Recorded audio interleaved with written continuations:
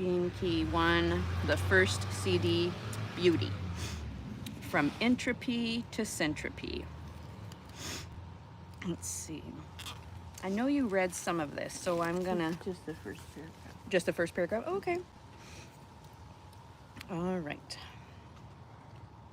Whenever this city blossoms within a human, that person's life becomes a symbol of directional shift within humanity as a whole. Therefore, it has a great importance within the genetic matrix, even at the gift frequency. These 4 cornerstone gene keys mentioned earlier, the 1st, 2nd, 63rd, and 64th, at their highest level represents a divine archetypal foundation that has been sensed by many different cultures and is embodied in the mystical literature of many diverse pantheons. These 4 principal energies are known to Kabbalists as the, I'm not going to say this right, Hayoth HaKadosh. Yeah. I couldn't say it right yesterday either. Or 4 holy creatures, and are also embodied in Tetragrammatron, the so-called mystical name of God. The ancient Gnostic traditions worshipped them as the 4 elements. I'm glad they're translating it into something I can grasp. Native Americans knew them as the 4 directions. The 4 directions, and the Egyptians carved them into the figure of the Sphinx. The Chinese I Ching, which is a keystone of the 64 gene keys, has at its foundation the 4 bigrams, universal principles that underpin the entire foundation of life in our cosmos. In our genetics, the principle of these 4 archetypes is reflected in the 4 bases, the 4 key letters out of which all genetic language is created. So I do remember you reading that, but I really wanted to read it again, so I'm glad I did. I feel like I understood it a little better. And like I said, I'm so glad that they put it into the terms of the element, the 4 elements, the 4 directions. And it makes me even more excited to explore the I Ching someday. Sometime. Okay. I'll have another bite and then I'll continue.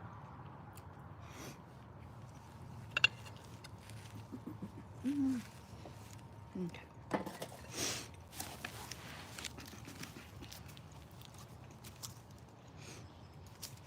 I don't actually like my voice being right next to it. Okay. In light of all these correlations, we see the great importance of this first CD to our species as a whole. In human beings, the first CD is beauty, and as with all CDs, it is also reliant upon its programming partner, the second CD of unity. Beauty lies in the unity of all. True beauty, who manifested and realized in a human being, presupposes a state of union with the totality. This union or oneness is not like anything we can imagine. Its beauty lies in the fact that it is simply so natural that it cannot be expressed. Every time it has been expressed, it has been misunderstood. The only way to understand the Siddhic state is to die into it. And that means you must die into beauty. The moment we humans look at something or feel something and proclaim it as beautiful, we have divided from it and left the state of unity. This is not true beauty, although obviously it has its reflections on the lower planes. True beauty is emptiness. There is no one to comprehend it and nothing to feel it. It simply does not exist. And this is its paradox. It is not true beauty if it can be spoken of, copied, or shared. It is unique and inexplicable. Beauty is the expression of unity in human form. At a lower frequency, we can only comprehend beauty through light or sound, whether that be a beautiful face, a sunrise, or a piece of music. Our notion of beauty is always rooted in the presence of something rather than in its absence. True beauty has a greater connection to absence, to darkness or silence, but even those words cannot approach it being rooted as they are in the world of duality, language, and opposites.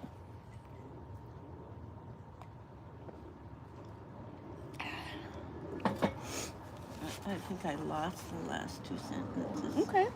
How about I back up a little bit because I think it's really important. Okay. True beauty is emptiness. Emptiness. Yeah. Beauty, oh wait, no, okay. True beauty is emptiness. It is unique and inexplicable. Beauty is the expression of unity in human form. Our notion of beauty is always rooted in the presence of something rather than its absence. True beauty has a greater connection to absence, to darkness or silence, but even these words cannot approach it, being rooted as they are in the world of duality, language, and opposites. Okay. There's only 3 paragraphs left. Whew. I'm excited. So that's so interesting because do I remember correctly that yesterday you were saying, hey, this is talking about how all the other things I'm reading or listening to say unity, whatever, unity, unity, unity. But this is, this was saying it's duality. But I'm hearing it differently today. So I don't know. I don't know if you recall that. It was back in the gift part. Oh, a different section. Okay, good. Okay, cool. Okay. To be a clear vessel for the creative process so that evolution can move through you and find its way towards a permanent state of eventual love, beauty, and unity. Whew, that was a good one. I needed out. I need to get on the rebounder some more.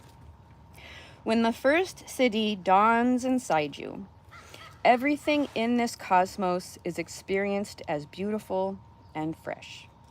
Even the shadow state is beautiful. In beauty, nothing lies outside the unity of everything. In beauty, nothing lies outside the unity of everything. Everything is experienced as a unique creation. Everything is experienced as a unique creative expression of this unity. Everything shines and drips with the essence of its uniqueness, and yet at the same time, it all shares a single source. When beauty catches fire inside you in this way, you cannot really become a teacher of others because you now no longer have anything to teach. How are you possibly to teach the experience of beauty? Well, I have an idea. Okay. How are you possibly to teach the experience of beauty? It is a fire that can only be embraced. Thus, the only fate left to you is to live your life as an example of what humanity will one day become, and your expression of that beauty in form will become a testament to our common future. To be awakened in this way is to become a great inspiration to humanity. In the past, many such people have suffered greatly at the hands of the masses. To be so dangerously unique and beautiful is to draw fire from the forces of jealousy and denial. Ooh, so interesting. Do some line making on that. Damn. Hot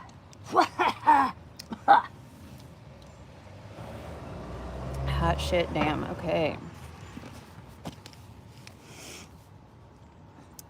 When it dawns inside you, everything in this cosmos is experienced as beautiful and fresh. Have a new experience with old stimulus. Even the shadow state is beautiful. In beauty, nothing lies outside the unity of everything. Everything is experienced as a unique, creative expression of this unity.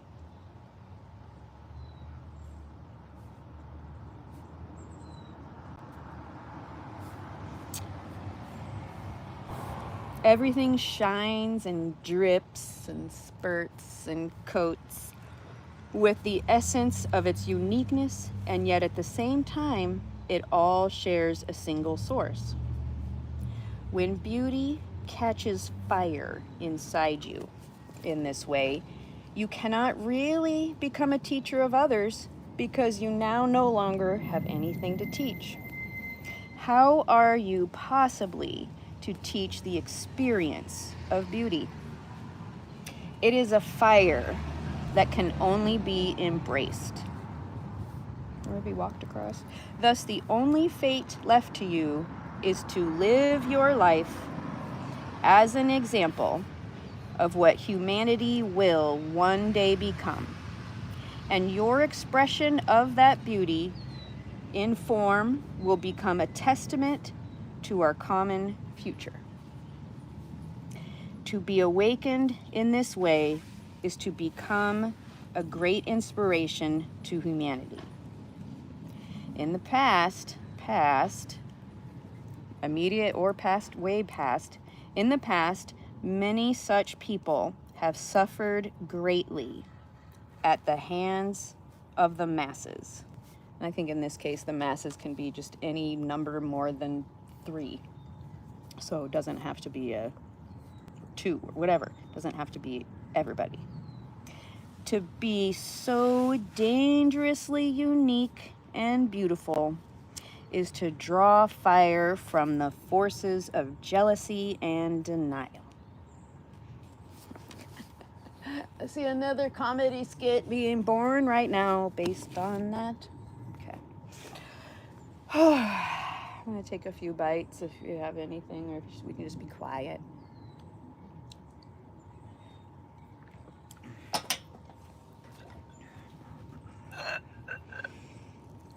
I think your cards referenced fire too, didn't they? What? I think the last couple days the cards have also referenced fire.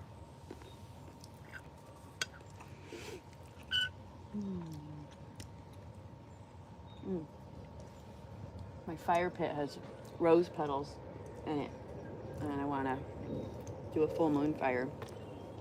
When is that? Last night, yesterday. Okay.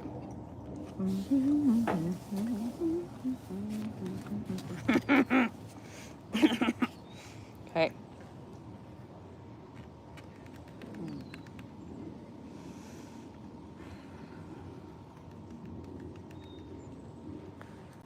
Hi. Is that a moth or a butterfly? I can't remember the difference. Oh, the butterfly came and said, "Hey, beauty." Oh, there's another one. Didn't that happen yesterday? Huh. I wonder what, besides saying, "Hey, y'all are on track. Keep doing what you're doing."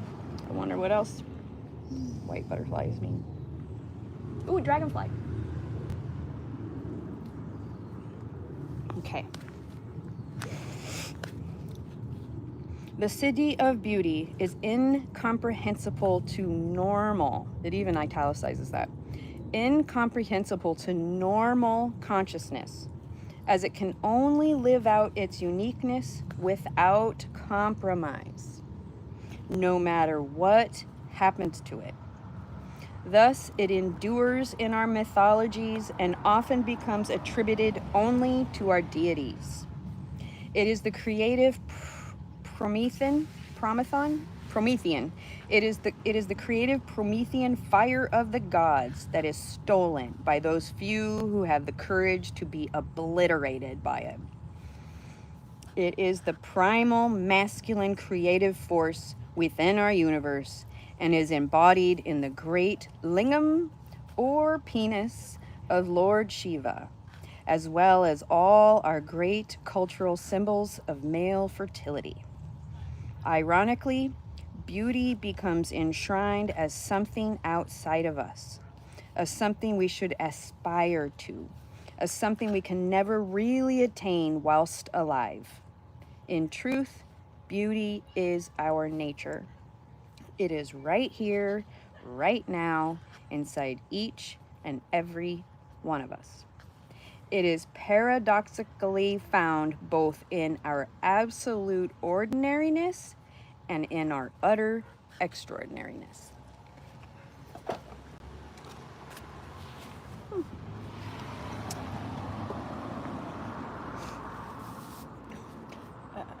I love how at some point I'm going to be able to, I have all these timeline plans of all these amazing videos that I have with a bunch of people, like this evolution arc. And one of the evolution arcs that we're going to be able to follow with you is fucking cool, because in each of the moments, you know, we sat outside in the park and you're like, just fuck it, I'm just going to stop eating. Like, God damn it. You know, like, why? That, you know, I think it was the origination of this specific arc. And then I have other times where you're like, fuck it, if it's gonna be this goddamn hard, why should I stick around? This sucks. I don't want to live like this anymore. In many variations, you've said that.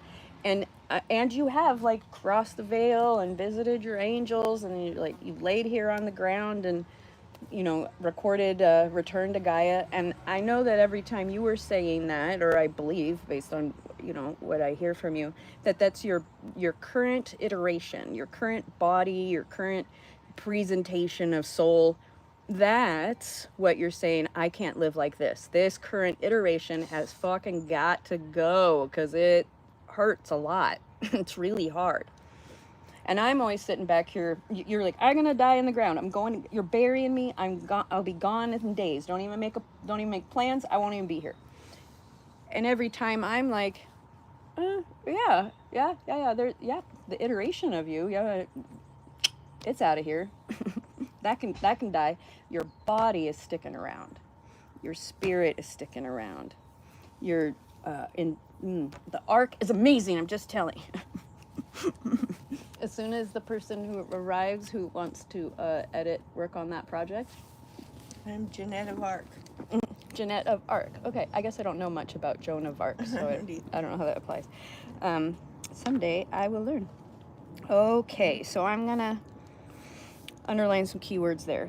The city of beauty is incomprehensible to normal consciousness, as it can only live out its uniqueness without compromise, no matter what happens to it.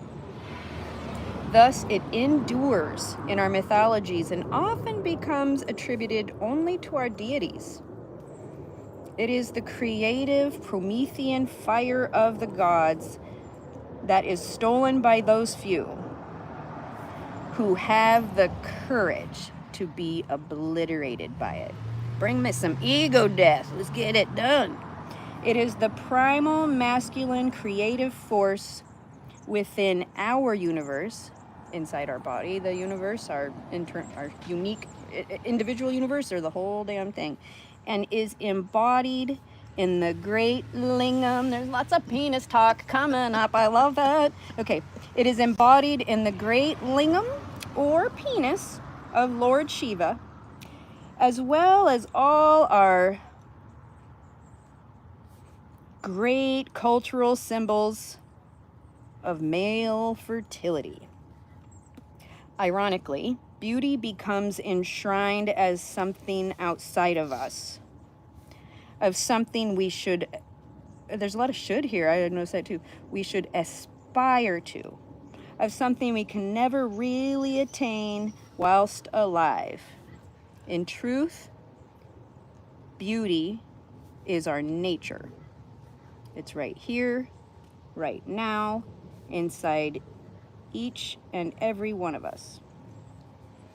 It is paradoxically found both in our absolute ordinariness and in our utter extraordinariness. So yeah, there's iteration that needs to die. You will recall that the foundation of this first gene key at the shadow frequency is the field of entropy, in which energy ceaselessly moves from order to chaos. Well, at the Siddhic level of frequency, where frequency itself is obliterated and transcended, we find ourselves in the eternal field of centropy. Oh, field of possibilities. Excuse me. Centropy refers to the movement of energy within infinite dimensions, all imbued with consciousness and all united by order and love. When the inner divine fire is released through your DNA and become capable of miraculous power. Okay. When the inner divine fire is released through your DNA, you become capable of miraculous power. The codon ring of fire unites the two cities of beauty and bounteousness, the 1st and 14th gene keys. As such, it represents the energetic germ at the heart of creation and the purpose of existence itself, to create that which is endlessly beautiful and to imbue it with the awareness that it is endlessly beautiful.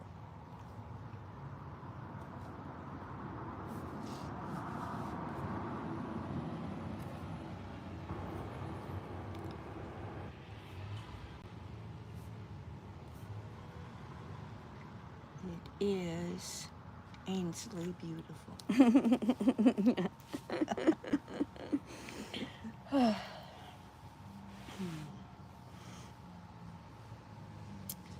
How's your arm feeling? Oh, it's all right. How about some castor oil pack, and then we can put your exercises for your arm on the John on my TV, and we can go through them together, because everywhere he was working on you, I also have pain, and so I want to do them with you. And because I listened to it now, quite a few times, I feel like I'm starting to get a little better idea. But it'll be interesting. Anyway, that's what I'd love to do. I've got it almost all the way down to just exercises, and I'll be able to fast forward anything that's blah blah. Was that the trouble we were having, is that there's too much talk and not Yep. enough action? Yeah, and what I want to bring to his attention is that I don't think he actually demonstrates, lets the patient practice the actual use of the cane. And so I think it's... And find the spots. Yeah, myself. Mm-hmm. Let me... Yeah. He says, oh, there's the spot. You feel it? Well, yeah, I feel it when you got it, but I don't... But as far as finding it myself... See, this is good. Good feedback for him, and we can... I have an imagination. I'm not going to bore you with the words right now, but that is amazing and will help him be even more effective. So, and we really did talk about some really cool stuff. And so there's going to be another version of the video where I take out all of the exercises and just include some of it. But yeah, you were cracking us up. You were cracking yourself up. I mean, so that was awesome. You ready to go in? I get it. Time for scene change. Scene change. We're gonna come out to the ground out here, and she's gonna read a card, I think. And keep talking. That's what's up. Yeah, I'm so grateful to get to have this really nourishing sunny time. Yeah. Otherwise, we'd be inside, and even with the beautiful indoor space, I think we'd all be a bit more kind of depressed, or pushed into melancholy, I should say. Okay. I don't think there's much as restorative of a rest as being outside.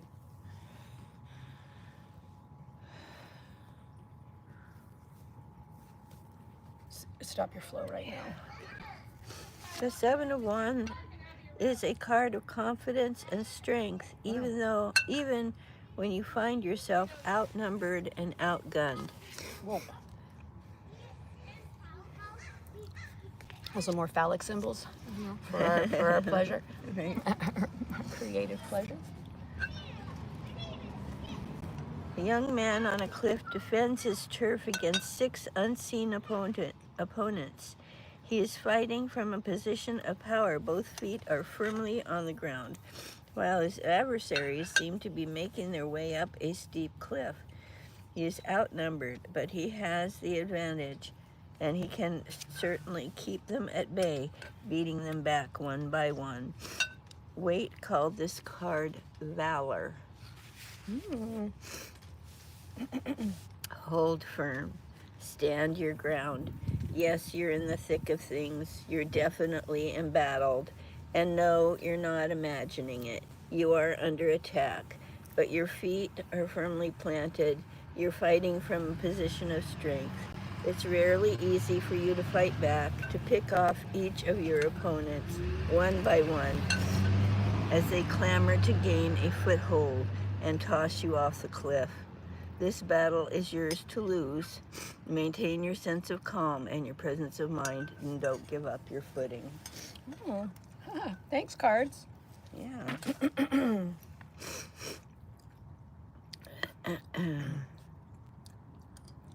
Call for reinforcements if you have them, so someone has your back. Oh, Calling all the yeah, let's get that song on the song playing.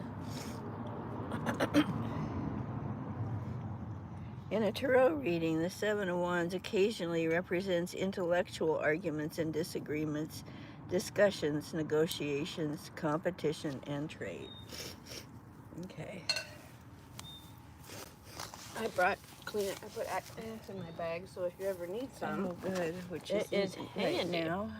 I thought so. I know how gross it feels to need to blow your nose.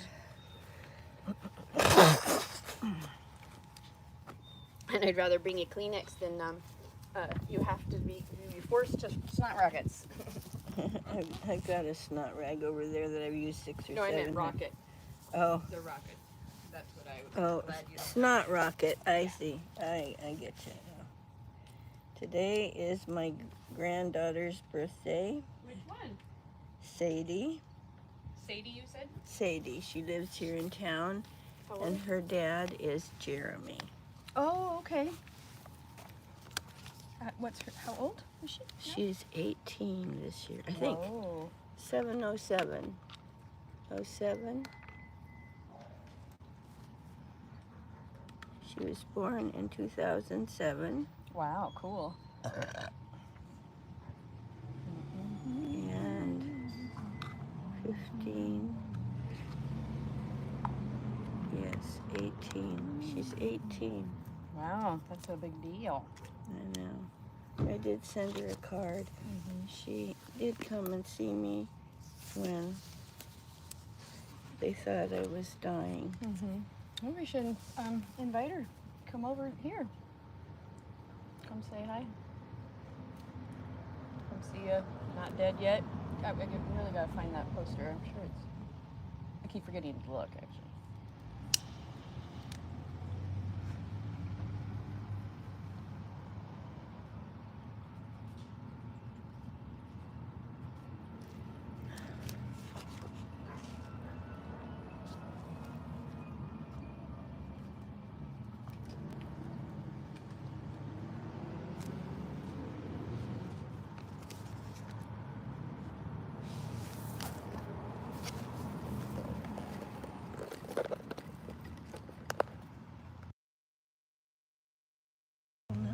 Classically, there were 7 days of creation. There are 7 gifts of the Holy Spirit: wisdom, understanding, counsel, fortitude, knowledge, piety, and fear.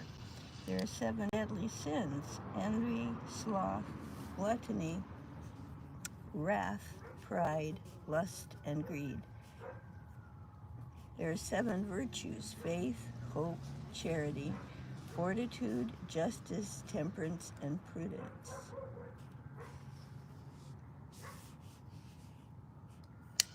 Alchemists had 7 metals: gold, silver, iron, mercury, tin, copper, and lead. There are also visible 7 planets: the sun, the moon, star, Mars, Mercury, Venus, Jupiter, and Saturn. 7 days of the week, 7 notes in a musical scale, 7 colors of the rainbow, 7 chakras. Wow. So I guess that's why I like 7. I guess so. Okay. Okay.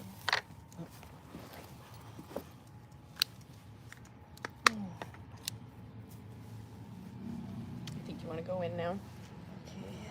Yeah, Get some. Try to get ahead of your pain rather than behind it. maybe. Okay. Oh, that's not.